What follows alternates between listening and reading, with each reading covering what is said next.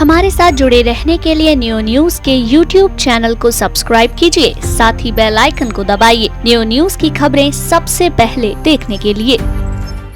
भाजपा की ऐतिहासिक जीत पर विपक्षी खेमे की नींद उड़ी हुई है। उत्तर प्रदेश में महागठबंधन को करारी हार का सामना करना पड़ा है। आइए बात करते हैं भाजपा की ऐतिहासिक जीत पर विपक्षी दलों के लोग क्या कहते हैं। लोकसभा चुनाव 2019 में जिस तरीके से भाजपा को ऐतिहासिक जीत मिली है, उससे न सिर्फ विपक्षी दलों की नींद हराम हो गई है, बल्कि विपक्षी दलों को पूरी तरह चारे कोने चित्त कर दिया है। हम आपको बता दें कि जिस तरीके से कयास जो लगाए जा रहे थे एग्जिट पोल, वो सही साबित हुए और विपक्ष का दावा पूरी तरह विफल हुआ। हमने भी ऐसे तमाम विपक्षी दलों के नेताओं से बात की और उनसे भी जाना कि आखिर इस मैंडेट के लेकर आप क्या कहेंगे। विपक्ष जिस तरीके से दावा कर रहा था वो कहीं सामने नहीं आ पाया। उत्तर प्रदेश में जिस तरीके से गठबंधन अपनी ताकत दिखा रहा था वो कहीं दिखाई नहीं दिया। इस वक्त हमारे साथ मौजूद हैं राष्ट्रीय लोकदल के वरिष्ठ नेता डॉक्टर अशोक अग्रवाल। हम इनसे बात करना चाहेंगे कि भारतीय जनता पार्टी की जीत को आप वो कहां आकलन कर रहे हैं, किस तरीके से देख रहे हैं, और जिस तरीके से स्वयं उनकी पार्टी राष्ट्रीय लोकदल बिल्कुल धराशायी हो गई, उनके तीनों प्रत्याशी बुरी तरह हारे हैं, उसको लेकर क्या कहेंगे।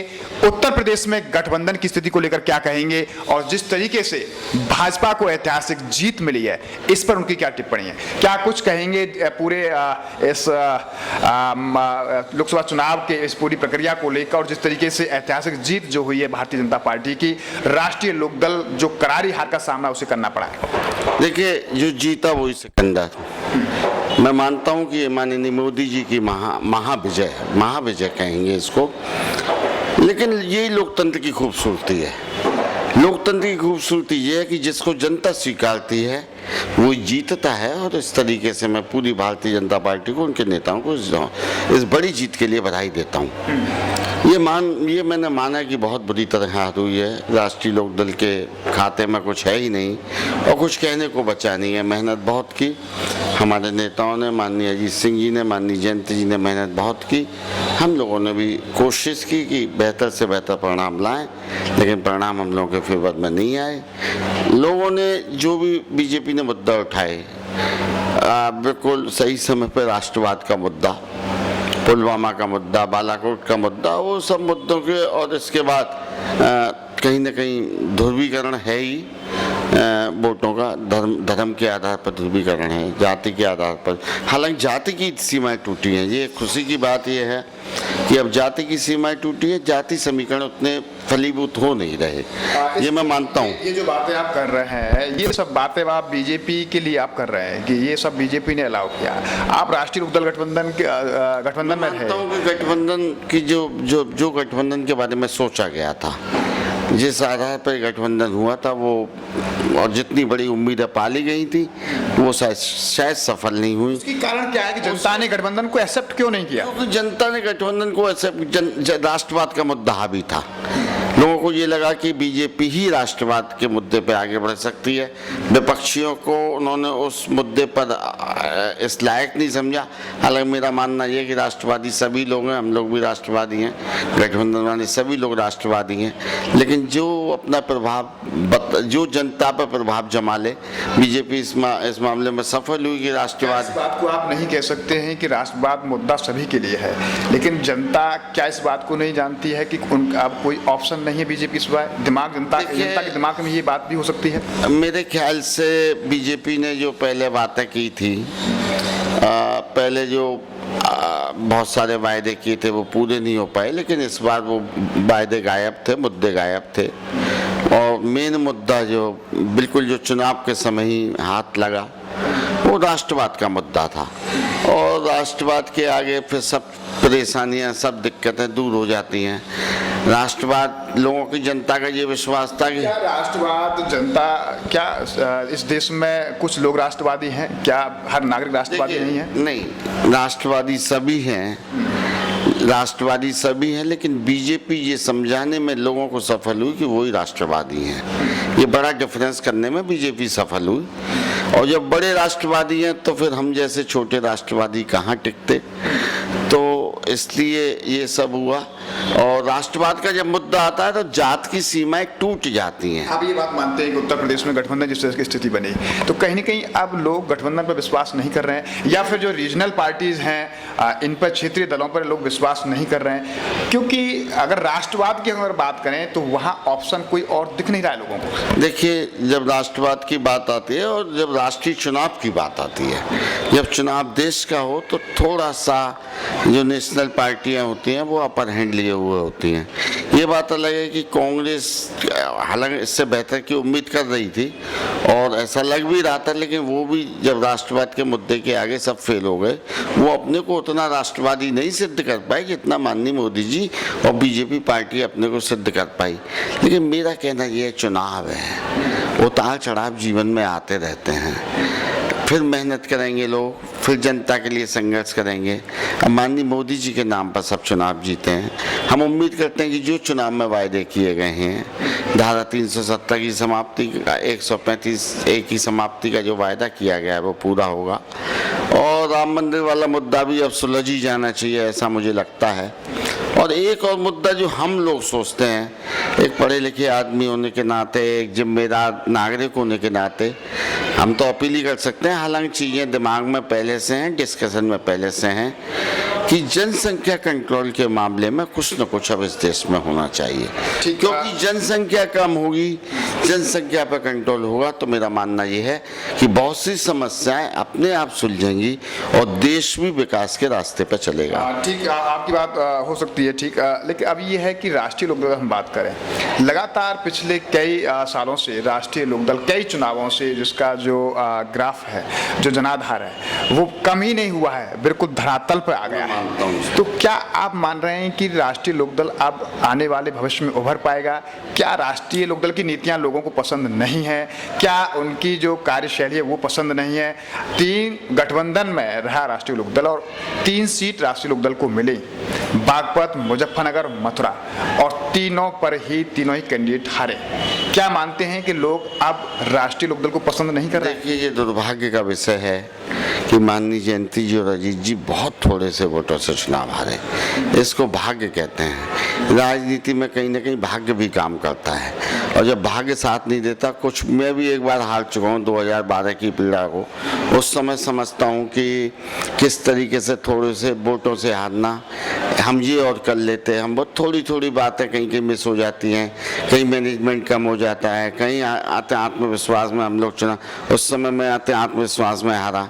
तो जयंती अजीत जी की हार दुखद है, क्योंकि वो मुखिया थे हमारी पार्टी के, और आज राष्ट्रीय लोकदल के जो हमारे कार्यकर्ता हैं वो दुखी भी है, मैं मानता हूँ। उनमें से मैं भी चुनाव की हम बात करें, मथुरा में अगर आपके गठबंधन के वोट को हम बैंक को काउंट करें तो कहीं ना कहीं उसकी काउंटेबिलिटी बहुत थी, लेकिन उसके बावजूद भी आपका कैंडिडेट बहुत बुरी तरह हारा। हाँ, ये मैं मानता हूँ। मथुरा के परिणाम बहुत आश्चर्यजनक हैं, इतना हम लोग सोच नहीं रहे थे, इतने वोटों की हार जीत का अंदाजा नहीं था।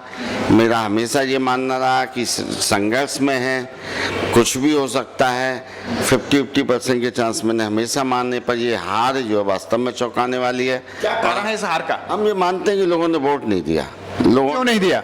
कि वो बीजेपी पे ज़्यादा विश्वास कर रहे थे। हम लोगों पर मोदी जी ब्रांड ना, जब ब्रांड होता है तो फिर ब्रांड होता है, इसमें कोई शक नहीं है। मोदी के नाम पे वोट था, लोगों को विश्वास है कि मोदी जी कुछ देश के लिए करेंगे, और हम उम्मीद करते हैं कि वास्तव में मोदी जी देश के लिए ऐसा कुछ करेंगे जिसको आगे आने वाली पीढ़ियां याद रखें। भाजपा ने एक बार फिर इतिहास दोहराया है, विपक्षी सोचने पर मजबूर हैं। सपा के वरिष्ठ नेता प्रदीप चौधरी ने कहा है कि इस पर मंथन किया जाएगा। जनता ने जो बेहतर समझा वो किया, और इस बार जो चुनाव हुआ है, हमेशा चुनाव विजन कैंपेनिंग के तहत होता था। आदमी का एक विजन होता था, उसीलिए चुनाव की कैंपेनिंग करता था। पहला चुनाव था जिसमें कोई विजन नहीं था, ना बेरोजगारी का मुद्दा था, ना ही जो है किसानों का मुद्दा था, ना ही महिला सुरक्षा का मुद्दा था। इस बार पहली बार हम देख रहे हैं, हालांकि इसके परिणाम बड़े अच्छे नहीं होंगे, और जिस तरीके से जनता ने दिया है, आने वाले समय में जनता ही छीन लेगी, क्योंकि जिस तरीके से चुनाव लड़ा गया है, कोई भी विजन कैंपेनिंग नहीं थी। चुनाव से पहले कैंपेनिंग होती है, एक विजन होता है। यहाँ तो ऐसा मुद्दा था, हम भी राष्ट्र से प्रेम करते हैं, देश से प्रेम करते हैं, लेकिन इन्होंने जो राष्ट्र से थोता प्रेम किया है, और जनता को गुमराह किया है। राष्ट्र के नाम पर जनता ने एक राय होकर के सभी ने इनको वोट किया और गठबंधन जिस हिसाब से हम लोग चुनाव लड़े, हमारी नीतियां बहुत अच्छी थी, लेकिन लोग नीतियों से, विकास से परे होकर के लोगों ने राष्ट्रवाद के नाम पे इनको वोट दे दिया है। गठबंधन इतना मजबूत माना जा रहा था, क्यों नहीं है? नहीं, गठबंधन मजबूत तो आज भी है, चुनाव परिणाम चाहे कुछ भी रहे, गठबंधन रहेगा। और गठबंधन ने बहुत अच्छे से लोगों का प्यार मिला। हम भी गए तमाम जगह चुनाव कराने, इलाहाबाद गए, हाथरस गए और तमाम जगह गए। लोगों का बड़ा अच्छा रुझान था गठबंधन के प्रति, हमारे नेता के प्रति, अखिलेश जी के प्रति नौजवानों में बड़ा अच्छा प्रभाव है। लेकिन जहां बात लोगों ने चुनाव को मुद्दों से हटा करके देश के नाम बना दिया, और राष्ट्रीय पार्टी है तो सरकार में भी वो लोग थे, सरकार में थे तो इस आप बताइए, देश सुरक्षा की वो बात करते हैं, सबसे ज्यादा शहीद इस सरकार में हुए, सबसे ज्यादा सीज फायर इस सरकार में हुए, लेकिन लोगों को बहकाने में कामयाब हो गए। आने वाले समय में हम भी राजनीति में सीख करके और आने वाली पुनः राजनीति पुनः तैयारी करें। है कि लोगों को क्या ये लगता है कोई ऑप्शन नहीं है, छुट्टी दलों को लोग क्यों नहीं लाइक कर रहे हैं? दरअसल इन जो एक बात बहुत बड़ी आपको मैं बता देना चाहता हूं, जैसे कांग्रेस के विरोध में भारतीय जनता पार्टी पनप गई, इसी तरीके से अदर स्टेटों में भी कांग्रेस से जहां फाइट बीजेपी की हो जा रही है डायरेक्ट, वहां चुनाव नहीं बच रहा है। लोगों ने कांग्रेस को बिल्कुल नकार दिया है और कांग्रेस जो रास्ते पर लग गई, कांग्रेस इस समय सरकार की बजाय दल को बनाने में लग गई थी, कांग्रेस छोटे दलों को समाप्त करने में लग गई थी। ये इसलिए सारी दिक्कत जो हुई है वो कांग्रेस ने की है और कांग्रेस के प्रति लोगों का रुझान बिल्कुल खत्म हो गया है। इस देश में नई धारा पनपेगी, नया विकल्प पैदा होगा और नई राजनीति देश में आने वाले समय में होगी। और 2022 के लिए हम कल से ही तैयारी कर रहे हैं, चुनाव हार से ही, हार की जिम्मेदारी लेते हैं और अगले चुनाव की तैयारी करते हैं। हम संघर्षशील लोग हैं और हम कभी हौसला नहीं हारते। ये राजनीत राजनीति का सिक्के दो पहलू हैं। जो लोग आज सरकार में, ये भी कभी बुरी तरह से हारे थे, लगातार 20-20 साल तक सरकार से बाहर ये लोग रहे, तो कोई बात नहीं है। और हमारे हिंदुस्तान में तो आदत है, हमारी हिंदुस्तान को 400 साल हमने मुगलों को झेला है, 200 वर्ष हमने अंग्रेजों को झेला है और 65 वर्ष इस देश की जनता ने कांग्रेस को झेला है। तो 10 साल मोदी जी को भी झेलेंगे, कोई दिक्कत नहीं है। और जनता है, जिस तादाद में जनता देती है, 10 जनता वापस ले लीजिए। राष्ट्रीय लोकदल की करारी हार पर राष्ट्रीय लोकदल के वरिष्ठ नेता योगेश नोहवार ने कहा है कि इस बार का चुनाव राष्ट्रवाद के नाम पर हुआ है। निश्चित ही स्थानीय मुद्दे इस बार के चुनाव से बाहर रहे और इस विषय पर मंथन किया जाएगा और आगे की प्लानिंग भी की जाएगी। लोकसभा चुनाव में जिस तरीके से बीजेपी को इतना ऐतिहासिक मैंडेट मिला है, गठबंधन को इतनी बुरी हार का सामना करना पड़ा है, आरएलडी को इतनी बुरी हार का सामना करना पड़ा है, इस पूरे उसको आप किस तरीके से दिख रहे हैं? आरएलडी को एक भी सीट नहीं मिली है, गठबंधन बुरी तरह गिरा है, क्या कहेंगे आप? देखिए, जनता का आदेश सर माथे पर, और सबसे पहले तो भारतीय जनता पार्टी को जनादेश मिला है। मैं सबसे पहले जितने भी सांसद जीते हैं उनको बधाई देना चाहता हूं। और रही बात आरएलडी की, तो 2 सीटें आपने देखी हैं, बड़े नज़दीकी हार हुई है, जैन जी की और बड़े चौधरी साहब की। हाँ, ये जरूर है कि मथुरा में हम करीबन 2.5-3 लाख वोटों से हारे हैं। मथुरा की अगर बात हम करें तो मथुरा में जिस तरीके से जो मतगणना के दौरान जो देखने को मिला, जो आरएलडी के गढ़ हुआ करते थे, वहीं से ही आरएलडी का कैंडिडेट काफ़ी मतों से हार के आया। हम स्वयं आपकी कॉन्स्टिट्यूएंसी मार्ट से हम बात करते हैं, मार्ट तहसील नौहवारी खासतौर पर आरएलडी का गढ़ माना जाता है, वहाँ से भी उनको हार का सामना करना पड़ा। देखो, सबसे बड़ी तकलीफ की बात यह है कि हार की समीक्षा तो हर आदमी करता है, हम लोग भी करेंगे, लेकिन इस चुनाव में एक नई चीज़ देखने को मिली।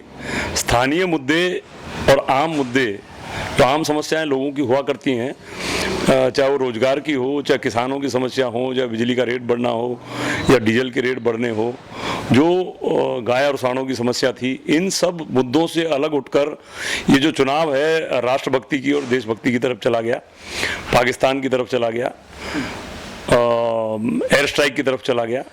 तो जहाँ जहाँ हम लोग जाते थे वहाँ देशभक्ति की और राष्ट्रभक्ति की बात हुआ करती थी। तो इन्होंने इस चुनाव को हिंदुस्तान पाकिस्तान बना दिया, हिंदू मुसलमान बना दिया, ये मुख्य वजह रही।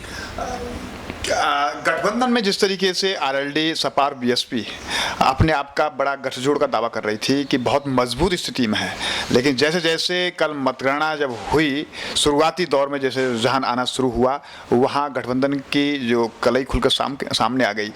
क्या लोगों ने गठबंधन पर विश्वास नहीं किया? क्या इस बात को मानते हैं कि कोई विकल्प नहीं है मोदी के सिवाय? नहीं, देखिए, मैं आपको पुनः वही बात कह रहा हूँ, ये गठबंधन जो है इस चुनाव में न तो जातियों का या धर्म का कोई रोल रहा, न आम मुद्दों का कोई रोल रहा।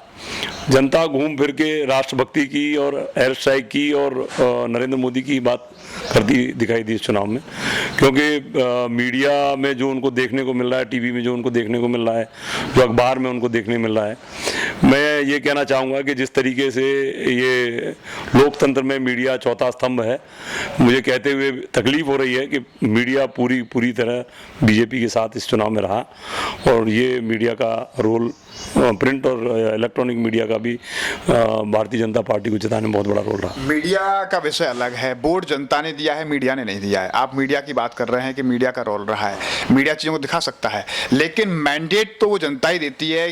तो जनता ने सीधे सीधे मोदी पर विश्वास रखा है, तो इस बात को मानते हैं कि मोदी का कोई विकल्प नहीं है। देखिए, मोदी, भारतीय जनता पार्टी ने और मीडिया ने, मैं मीडिया स्पष्ट रूप से कहना चाहता हूँ, आपको बुरी नहीं लगनी चाहिए, कि मीडिया ने भी लोगों का ब्रेन वॉश किया। जो उनकी बातें, जो चुनाव होने चाहिए थे, आम मुद्दे होने चाहिए थे, जो स्थानीय मुद्दे होने चाहिए थे, न तो भारतीय जनता पार्टी ने उस पर कुछ बोला, न मीडिया उसको दिखाना चाहती थी।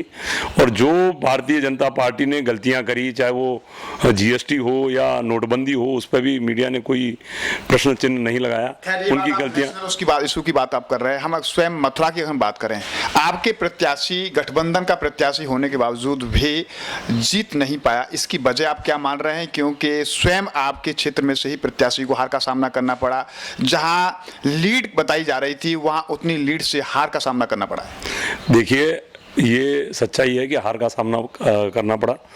हम अपनी हार को स्वीकार रहे हैं और समीक्षा करना भी जरूरी है, जो कि हम समीक्षा भी करेंगे।